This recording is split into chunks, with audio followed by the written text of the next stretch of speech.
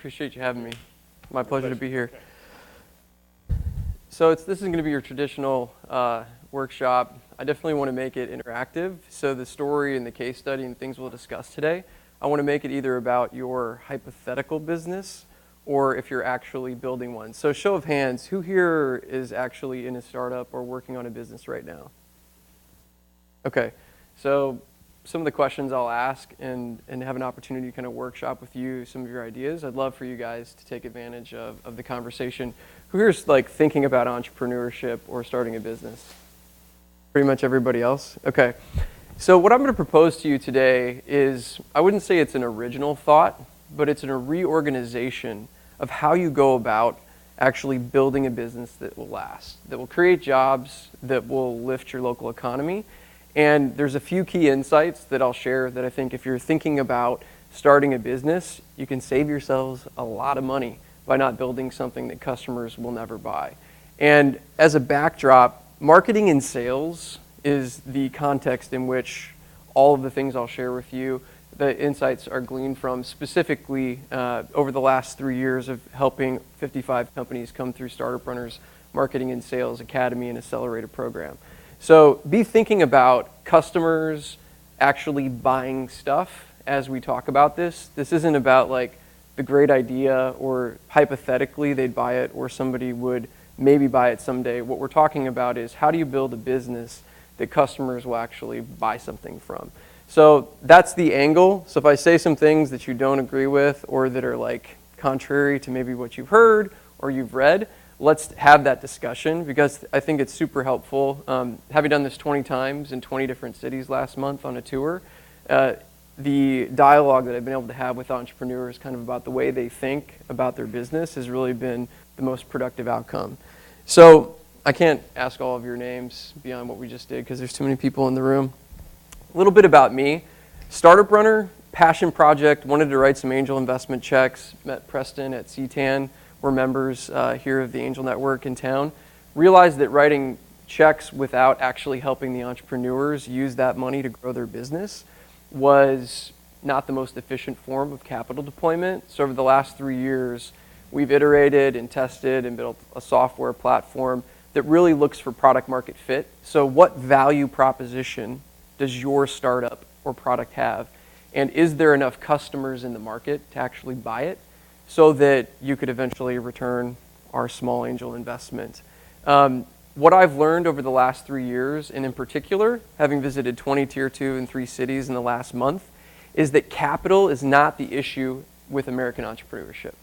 It is the fundamental process through which entrepreneurs are going about building businesses that customers fundamentally don't want to buy from. That is the reason there's 90% fail rates.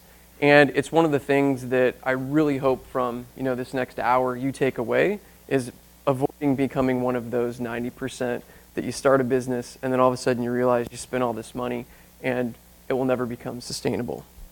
So the framework that I want to give you guys, think about this as 10 steps you can take to build a profitable business. And there's a PDF you can download from Startup Runner's site, a little ebook that outlines all this in greater detail, but it really is a way for you to think about building a business.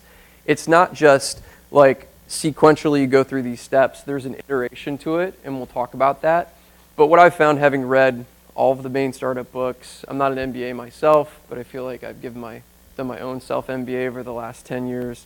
The core principles that we'll talk about are universally true, but if you apply them in the wrong order, you kind of end up in a spot where you're not going to be able to build a profitable business, and that's what we'll talk about. So to start with, the intersection of your passion and a customer need.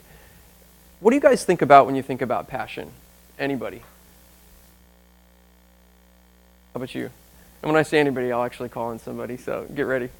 What do you think about passion as? Motivating factor for a business. Somebody else, what is passion? Ooh. Yeah? What you wake up and you go to sleep thinking about? Absolutely. I've heard a lot of entrepreneurs express it as what they're willing to do for free. Anybody ever work for free on their startup? I've done it many times. That's kind of the intersection of the passion. Usually the entrepreneur, right, you're super psyched about building something. You got a lot of product ideas and thoughts. Where you instantly go wrong is if you don't align that with a customer need. And we're going to talk about how a need, actually, when you think about as a business, a need has to turn into cash. You're helping solve a need, right? And customers are paying you to solve that need. So like we'll corner that for a second, but when you think about a customer need, how do you guys picture that? Is that something as a must-have, a nice-to-have? Anybody experienced kind of a detailed customer need that you've been able to solve? Or you've read about in a case study maybe? How about you? What's customer need? Okay. So identifying a market opportunity based on something he experienced first, but then he also saw it in other customers. It's a great example. So these first 3 steps, starting with 1, is really about who you are as an entrepreneur, because, and Preston, you probably could attest to this, the 3 failed investments we have at Startup Runner, and we have 27 portfolio companies right now, are because the entrepreneurs decided they weren't passionate about the business anymore, and they're off doing the next thing. So you can talk about, like, for your own, you're your number 1 investor as an entrepreneur, right? Your time, your energy, your life, your passion. And then you get these investors to come alongside you that give you a little cash and maybe some advice. Maybe they put some actual sweat equity into your business. The number 1 reason you won't become profitable is because you just simply lose passion for it. Or it gets just too tough and you don't have the passion to drive you through all the challenges you're going to face. So fundamentally speaking, if you hit number 1, what it leads you to is really the second step, which is committing to be a customer-focused entrepreneur. Has anybody heard of the solution-focused entrepreneur before? We talk about this in investment circles, or solution-focused founder. I've been one of them many times. I still fight against it. It's basically this idea that, I got this amazing product idea. It's got all these features. We're going to do this, this, and this. Customers are going to love it. We're in stealth mode. We couldn't tell our customers about it, right? Because we wouldn't want them to know beforehand what we're building for them because they know they're going to love it. So the solution-focused founder doesn't take the time to actually go and engage with customers. Instead, it's all about them. So in order to kind of put yourself on the path to profitability, you have to get outside yourself and really focus and use what we call at Startup Runner customer empathy. And has anybody heard of the word empathy before or have a good definition for that? Yeah. Minimum viable product. So think more around like person to person. What is it if you have empathy? You can relate to them? Okay, great. And in order to be able to do that, what does it require?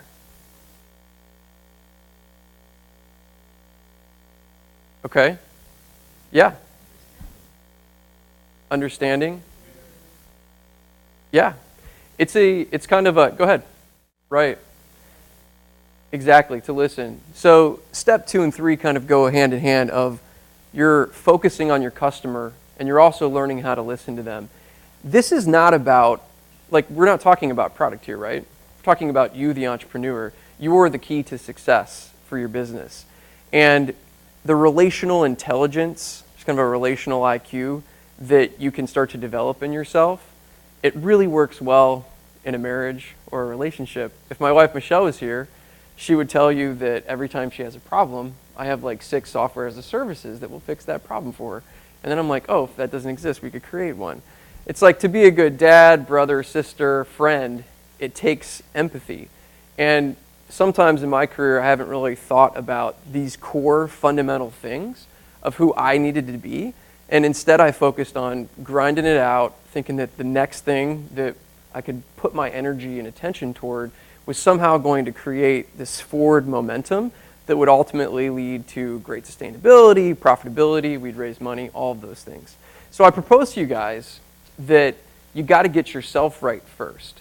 So before you run out and you start a business, these are 3 simple things, and I talk about them in the Build a Profitable Business book, that you really can put yourself through and check yourself and ask some questions like, are you even set up to build a profitable business? And I can tell you as an investor, this is the number 1 thing that I look for personally, and at Startup Runner, the number 1 thing we look for in entrepreneurs to take through our programs. Because what we've seen is, if they're not the right people, it doesn't matter. The business isn't going to last, and it's ultimately not interesting too for us because we want to do more than just make money. We want to have an impact in what we get involved with. So these are kind of the first 3 steps. This is where we're going to spend the majority of our time. And so we've got this kind of iterative approach. Who's heard of the Lean Startup movement? Anybody read that book, Lean Startup by Eric Ries? How about 4 Steps of the Epiphany by Steve Blank? 1. There's this idea of if you can know how to listen to your customers and you really want to learn what they'd want you to create, that you can go out and do what's called customer development, getting outside the building. Steve Blank, great thought leader in entrepreneurship, Silicon Valley. You should check him out. So what we've discovered over the last 3 years in particular with Startup Runner, focusing on can startups sell their products to customers, is we've learned that if you start with the product and you iterate from there, you in fact create huge inefficiencies. And I would argue that with 90% fail rates in startup ecosystems, it's not hard to draw that conclusion, right? You have all these founders and entrepreneurs building product and then iterating and pivoting to try and find the market of customers that would actually buy it. So what we've developed here as a framework for you guys to think through is, as step 4, you can't just go out and ask customers what they want, right? You can listen and learn and do development interviews like Steve Blank talks about, but you do have to state, hey, here's the product. So you got to define the business that you want to build, and that's connecting it back to your passion, right? You don't want to just go out and say, well, customers are saying they're going to buy this product, right? And so why don't we build this product? Well, if you're not passionate about it and the customers that are going to buy it, you're fundamentally starting from the wrong place. So you define the business that you want to create, the thing you want to spend your time on, the thing you don't want to get paid for a while, right? And once you've done that, you have to go out and you have to validate, in fact, that that business is what customers want you to create. It's a simple concept, right? And I'm going to actually show you some tools that you can use to do that. Once you've stated what business you wanted and customers start to give you feedback around that, then you come to this point where you're going to have to zero it in and you're going to have to pick the primary value that you want to create and that your customers are telling you they want you to create for your business. And then you're going to have to go and map that to a beachhead market of customers. So these are the critical 4 steps that it could take you 5 or 10 cycles to go through to actually nail this. And this is the point to start taking notes if you were not already doing that. So how do you define the value that you want your business to create for your customers? Who's seen the value proposition formula? 1 in the back. There's a really cool company called Strategizer, led by a guy named Alexander Osterwalder. Brilliant marketing. He developed the business model Canvas. He's like one of those guys that you wish you were as smart of. So I'd say he's done the best job of starting to popularize this, but I can tell you, having been in 20 cities over the last month, when I ask that question, nobody knows what this is. This is marketing math. This is the key to can you sell a product to customers or not. This is the formula for defining a product or service that customers will buy and lead you to actually being able to create a profitable business. So the good thing is it's not that hard. The 5 variables, product, customer segment, job to be done, pain and gain. The important thing is that you don't start with product. Anybody know how to do algebra in the room? I'm terrible at math. I have a calculator for everything. Okay, great. So who solved the problem before where it's like, solve for X, and then they give you like 4 clues to figure out the numbers? Rick Timmons, the guy from CTAN, sent me one of these that his like 7-year-old granddaughter solved, and we couldn't figure it out. And I was like, maybe she should be investing instead of us. But algebra actually comes into play here. So think about this, just as a hypothesis. The 4 things you can actually figure out is the customers you want to target, ultimately what they want you to help them get done, right? And they're out doing something. And then the pain they'd like you to remove, and ultimately the gain or the outcome they'd like to receive from your business or your startup. So we start with the job to be done because the job to be done is what customers are spending money on. So I would propose that as an entrepreneur, if you're not building something that actually can be bought by customers, and that you can validate that they're out in the marketplace hiring a product or service to do that today, that you're on the path to failure, insolvency. You have to start your idea and what you want to do around money being spent. Otherwise, it's like flying cars in Google, right? If you have $1 trillion to spend on development, feel free to educate your market. If you're like most entrepreneurs who have no money or are asking for seed capital, you simply don't have enough cash to educate customers. You've got to get in front of the money that's already being spent out there. And I know there's disruptive innovation and kind of the rare exceptions, and you can take those into account, but those are outliers. 99.9% of entrepreneurship in America is around products and services, getting stuff done that customers are already paying somebody or something to do, okay? So the core concept of jobs to be done is not difficult. So I'll ask somebody with a startup in the blue shirt back there. Are you starting a startup? What are you helping your customers get done? Just simply put, like functionally, what do you help them do? Or will you help your customers do? Organizing information. So your customers are already hiring products and services to organize their information. What type of information? Okay? So inside of that, there's a variety of different types of information. Okay? And are they using one tool to do all of those things? Or is different tools right now? Okay, so you're kind of bundling a bunch of existing products or services that help customers get that job done, and you're saying, here is a new offering that's simpler, faster, cheaper, whatever. Okay, interesting. Anybody else have an example of kind of a job to be done? There's the functional, the basic stuff, and then there's sometimes these emotional or social jobs that are less concrete, but it's like buying a luxury car, right? You know, it still gets you from A to Z, but you feel really good and your friends think you're really cool because you've got one, right? So people are motivated to buy for different reasons. Any good examples of a social one? Yeah, okay, interesting.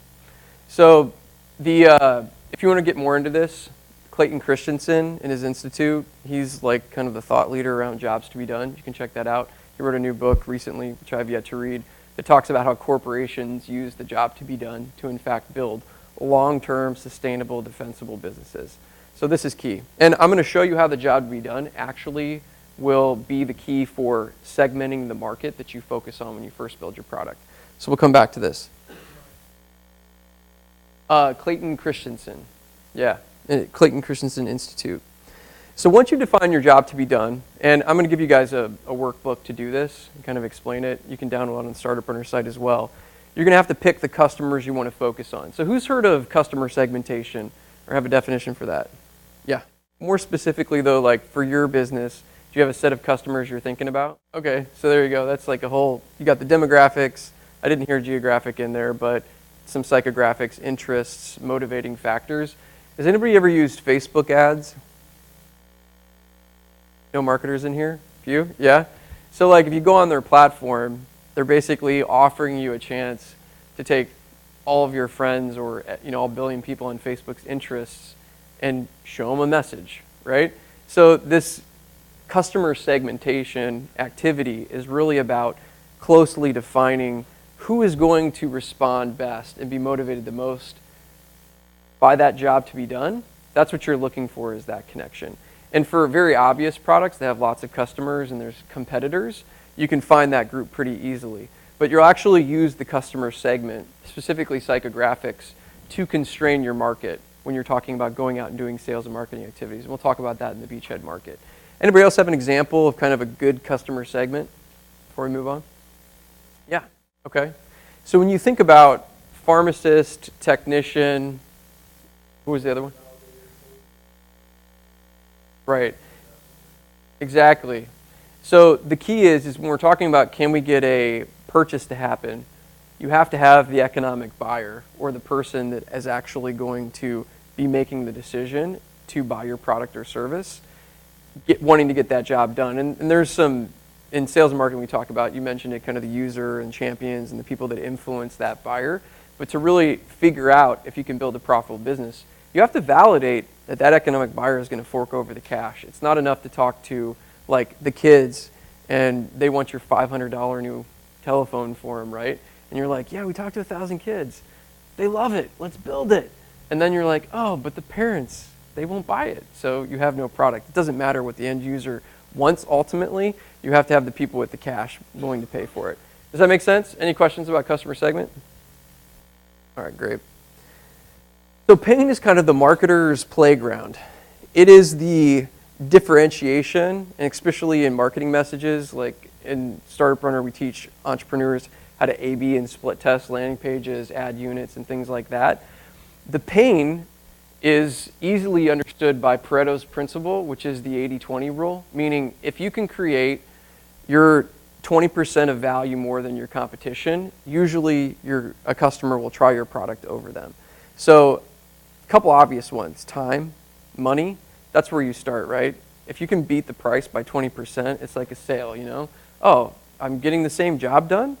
You help me save $20 off this $100 purchase? Yeah, I'll give it a shot and see if I still get the job done and I ultimately get the outcome I'm looking for. So that's where to start. But pain is where you usually find the nuance of, in fact, what your product's differentiation could be. It's like it does this one efficiency thing better, or the flavor, you know, like for all the non-GMO and the other things like that, it actually tastes like real sugar, even though it's not, right? So like the crappy flavor of food, those kinds of things. Has anybody seen a real strong pain kind of move a customer in your experience or a case study where that was like the big difference in the value prop? No?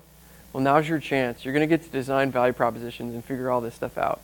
But on pain in particular, as long as you're thinking about that is something that can continually move, it doesn't have to be stagnant, because if you're out trying to convince customers to buy, pain, you could have 50 different pains, but usually your job to be done is going to stay the same. And usually if you have enough customers in your segment, you're not constantly changing who you're talking to. You're just kind of tweaking the message to try and figure out what that pain variable is. And that directly ties to the gain, which is the outcome that your customers want to experience. So who's heard of the Zappos company to buy shoes? Anybody a customer of Zappos? I'm wearing some Zappos shoes. Anybody read the book Customer Happiness? I think it's Tony Hsieh is the founder of that. No? Good read if you want to do it. But essentially, think about this. If you're buying shoes, how many places can you buy shoes? 1,000 places, right? If you want to create differentiation for your product, and there's tons of competitors, it's not that you shouldn't create a business to go do that.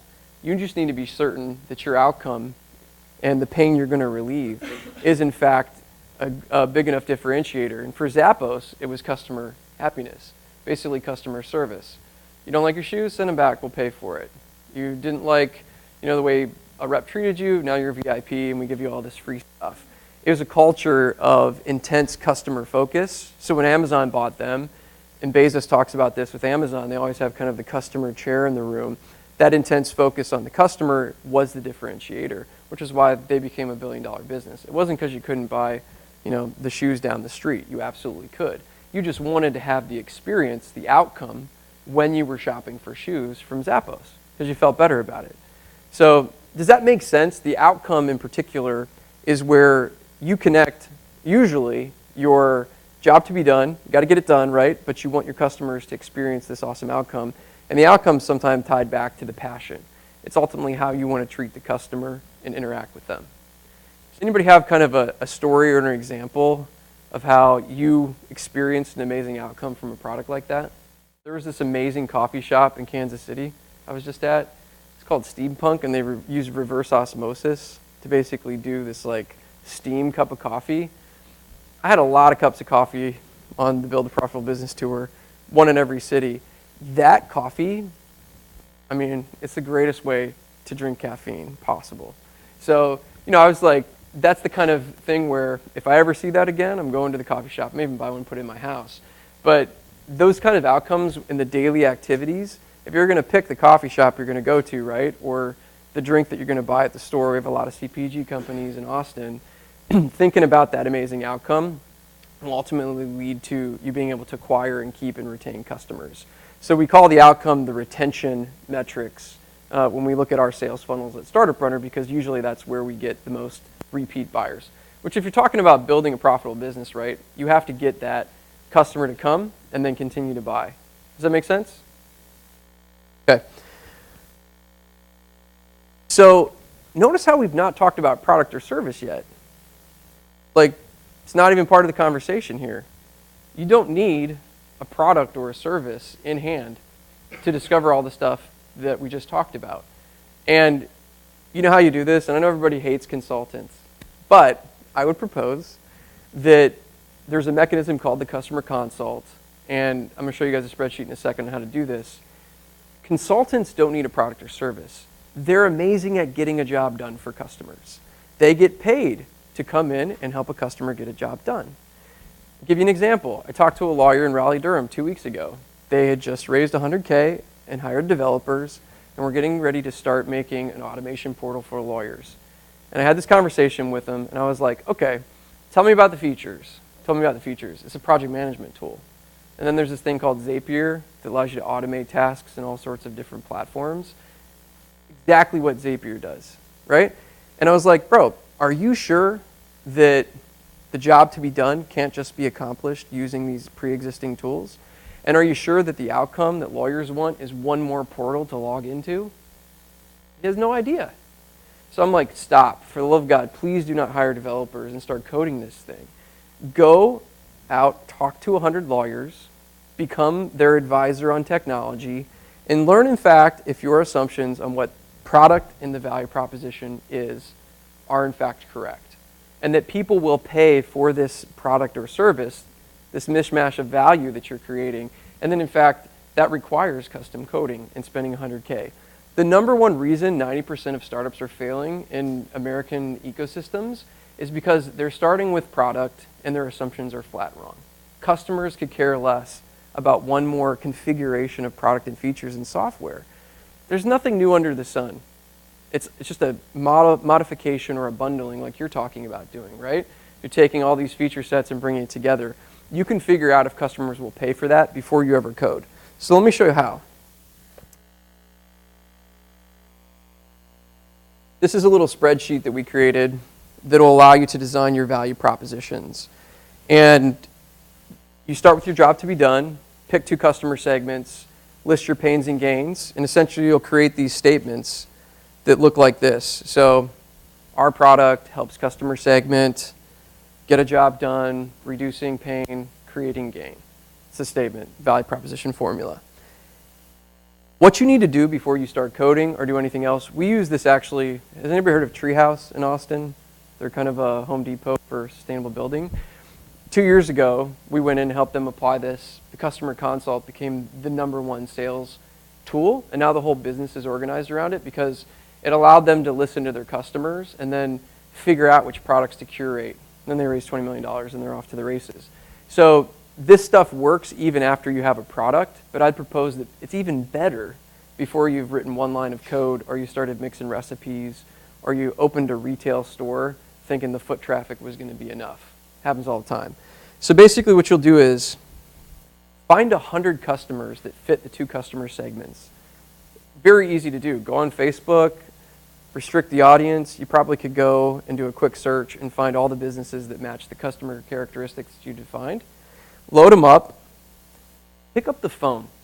Then one of the #1 most inefficient things that startups do is they get on Facebook and Google and they start running ads. I talked to an entrepreneur, talked to 7 yesterday, all that applied for our academy program, and I asked them what marketing they were doing, and they all said they had tried Facebook ads and Google's, and nobody was buying, and they just weren't sure if they knew how to do marketing. Something was wrong. I was like, yeah, I know what's wrong. Your value proposition is wrong. Customers could care less about the message you're showing them because it doesn't resonate, right? So if you pick up the phone, it doesn't cost you anything. You actually see if the value proposition that you're articulating will get you through the door to talk to that decision maker. And then you can start to validate if, in fact, your product or service idea, the way you've stated your business, resonates with them. That's what you're trying to validate. So there's a couple, you basically just pick a value proposition to test from your list, and then you can ask them some quick questions to kind of set them up. And I've got a script in the ebook you can download for free that will tell you how to get through a no really quick, because you do have to get them to at least talk to you. But think about this. Anytime a customer doesn't buy from you or doesn't respond, it's a data point. It's a more valuable data point than the one customer that came through your funnel and actually bought something for you. The 999 other people that didn't buy told you something loud and clear. They could care less. Your value proposition's wrong, right? So that's what you're trying to track here. The no's are just as important as the yeses. And if you're not measuring that and turning the no's into something that's actionable in your business, you're missing out on a huge insight that otherwise is just wasted. So if you pick these, you ask these questions, you come to the end of your call. You're not just saying, now, are you interested? Can I contact you in 3 months?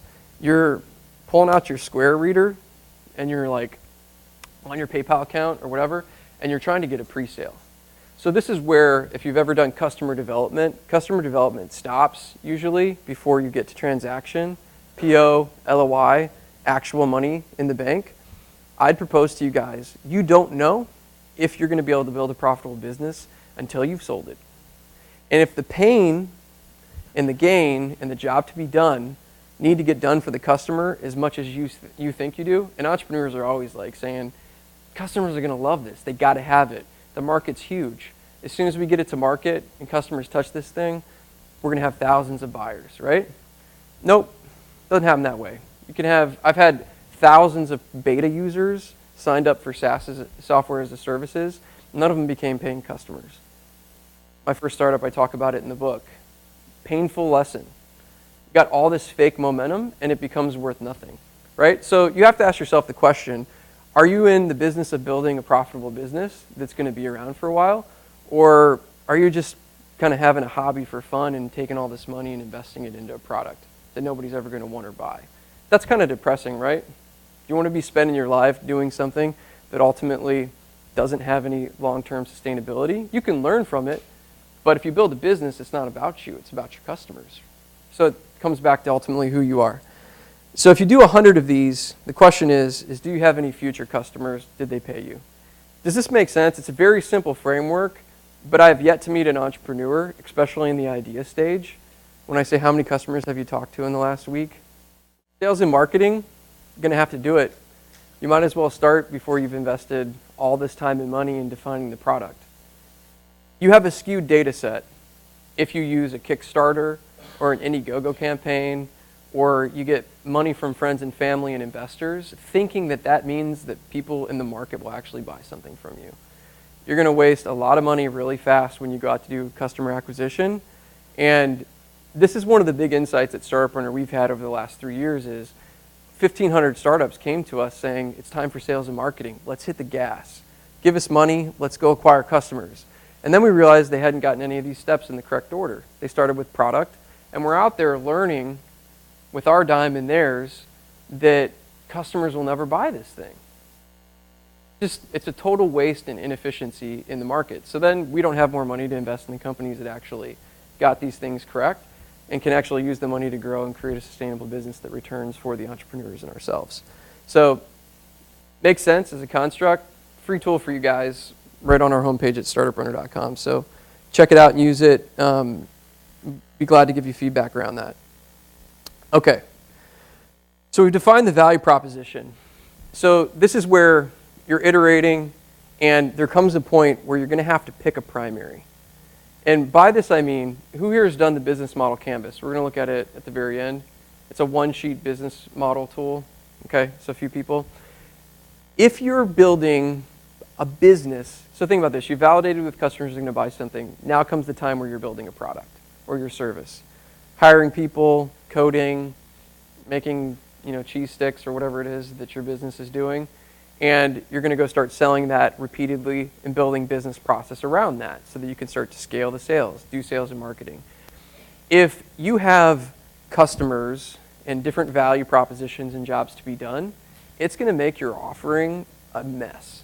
You're going to have all these different things because 10 different customers want 10 different things, and you will have to customize for it. And what that will do is make it non-scalable and non-repeatable. The majority of businesses in America are small. That's not a knock. It is an analysis on the fact that they're selling to all sorts of customers, all sorts of different ways, and they can't find operational efficiencies in their business model to scale up and build a profitable organization to support that, right? So it doesn't come back that the product or service is wrong or the market's not there. They simply don't have a primary value proposition. And here's why you have to pick one. Because the primary value proposition allows you actually to identify the first customers you're going to sell to. And there's a really smart guy from the MIT accelerator, Bill Allett, wrote a book called Disciplined Entrepreneurship. And he talks about beachhead markets and articulates it really well. There's 3 characteristics. Anybody ever heard of this? Beachhead market? You're nodding? What are the 3 characteristics of a beachhead market? It's close. That's really good. So this is the 3 characteristics are they buy similar ways, they expect similar value, and they talk to each other.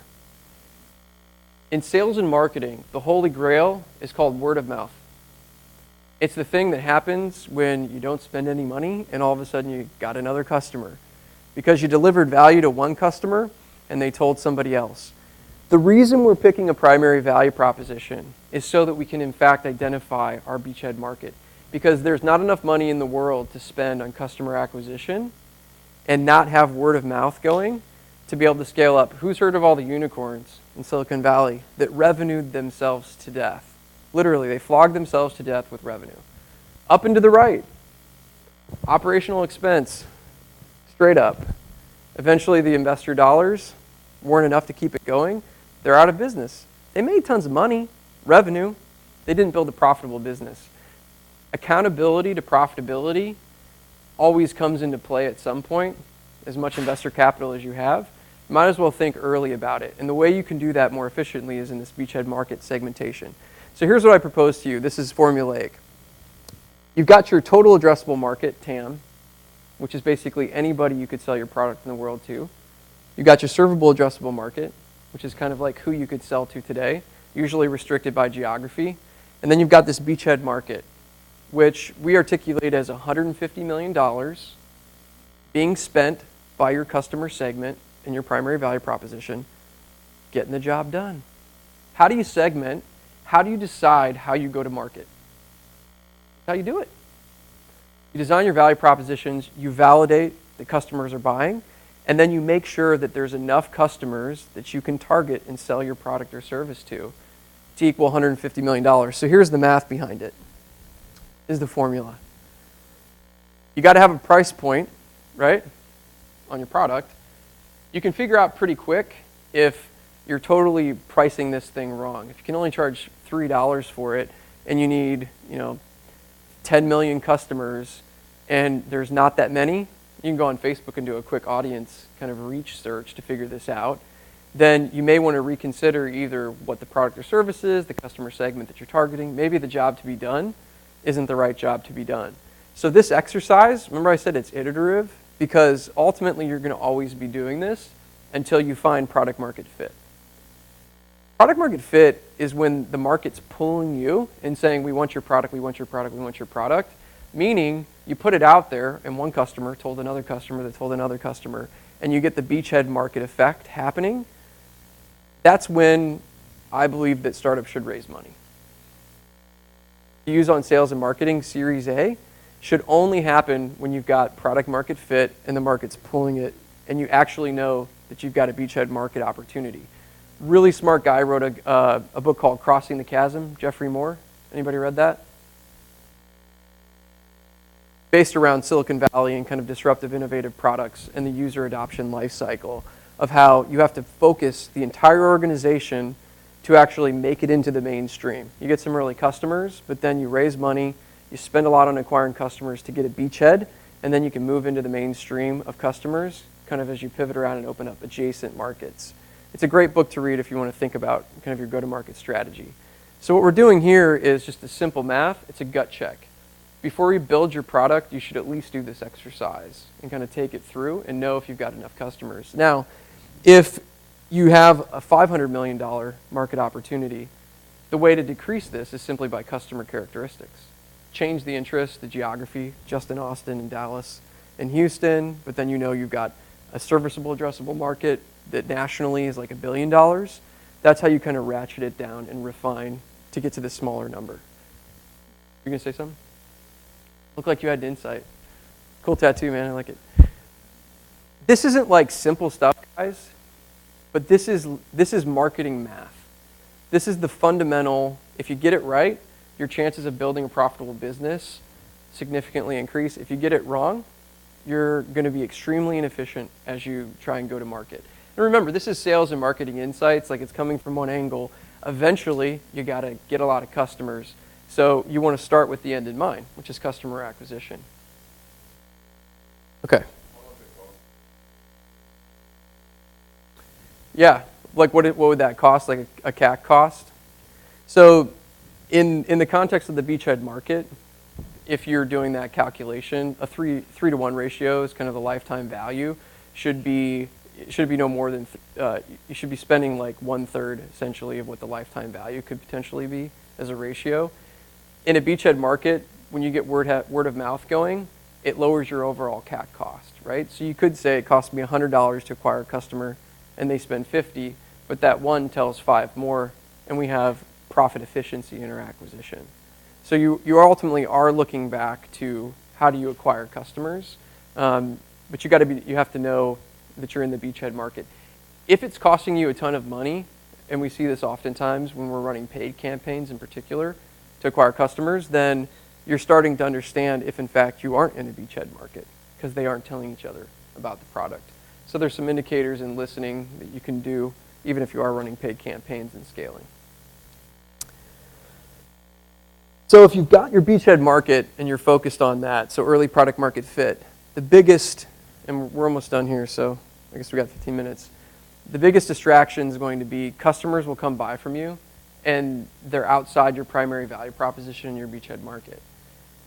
I'm not proposing that you don't sell them something, but you can't start to structure your processes and your thought of what you're going to focus on as a business around this random customer that said, come do this for us and we'll pay you a lot of money. But you're like, well, that's out here.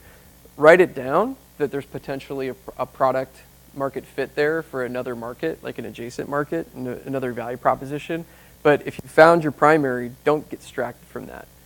If you do this, what it'll do is it'll pull your operations apart, and I'll show you this in the business model canvas.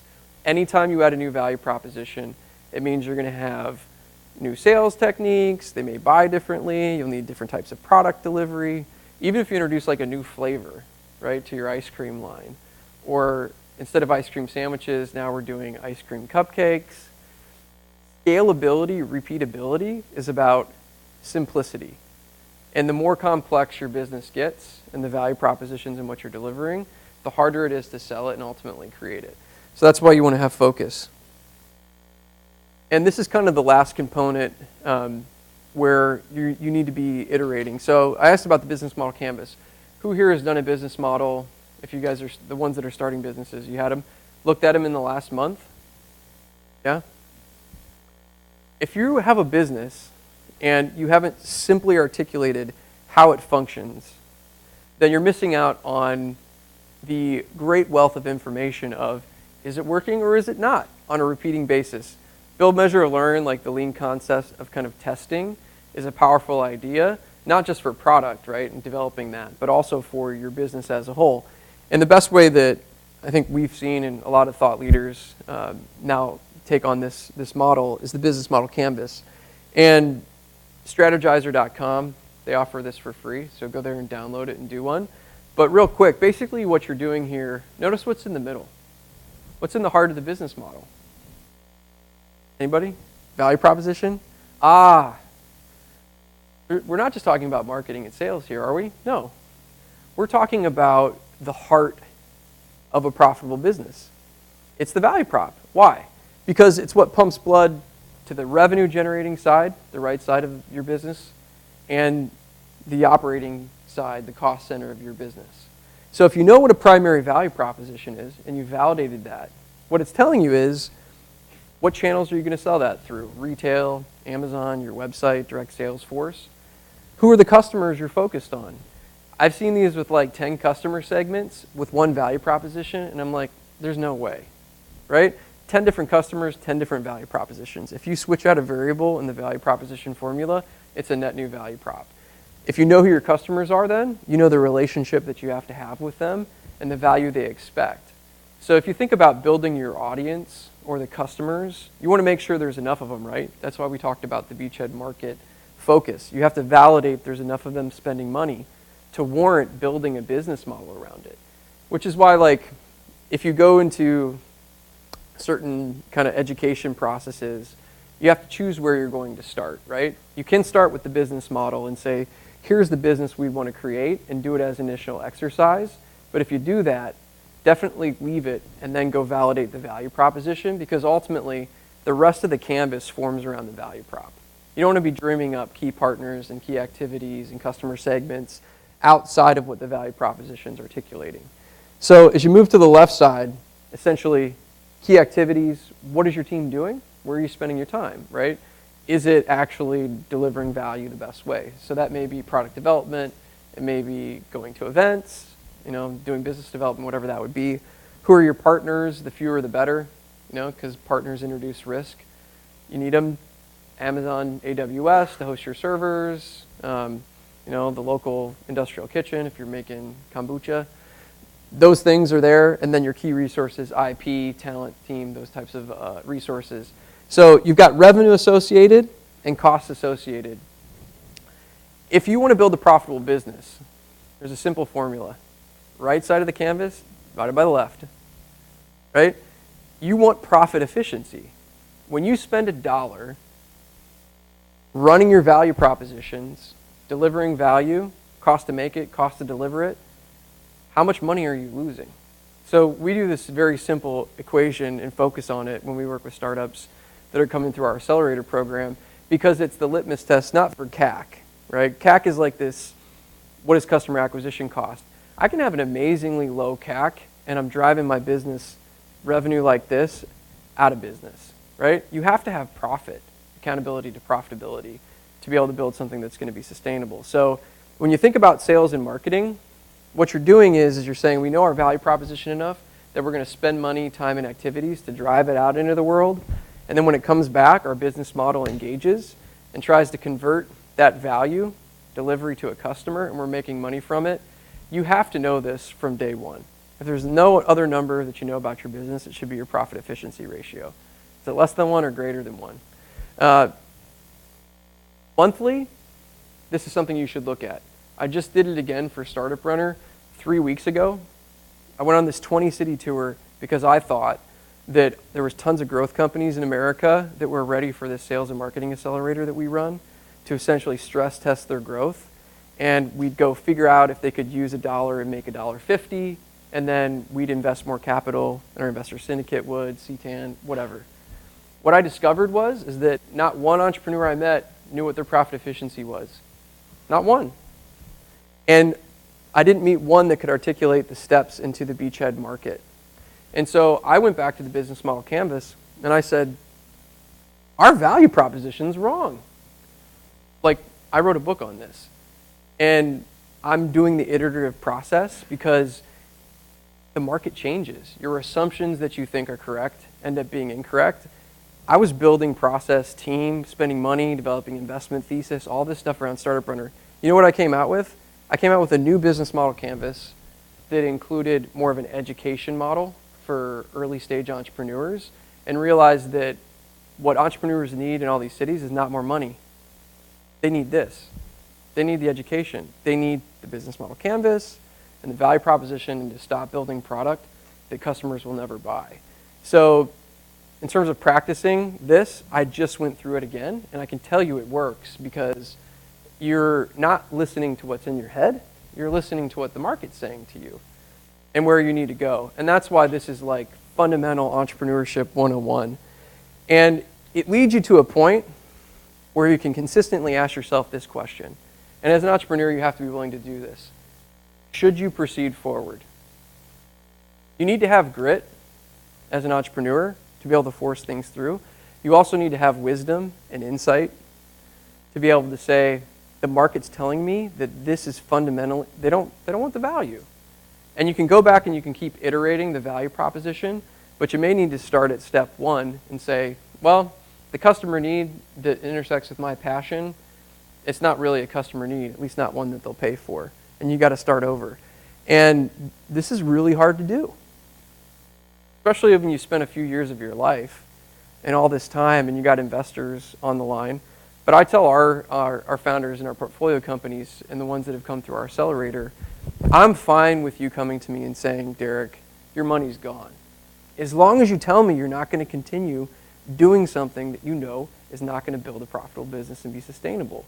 I'm all in on you going to the next thing, but you got to use the data, get out of your head, don't rely on your emotions, and instead use what your customers are saying and put it in a spreadsheet, look at the metrics, and that will lead you towards building, a profitable business. So I'll leave you with that. If you have questions, want to do feedback around your ideas, join our LinkedIn group, and happy to kind of ping back thoughts on what you're dealing with. Download the book for free and the workbook on startupreuners.com on the homepage, and I hope it was helpful for you guys. So we got 5 minutes left. Any questions before everybody has to duck out? Tell me I'm crazy. Who's going to go build a profitable business? Show of hands. Every hand should be up, guys. Why else are you in business if you don't want to make a profit, right? Then you're doing a nonprofit. That's okay too, right? Cool. Thanks for your time, guys. Have a great afternoon.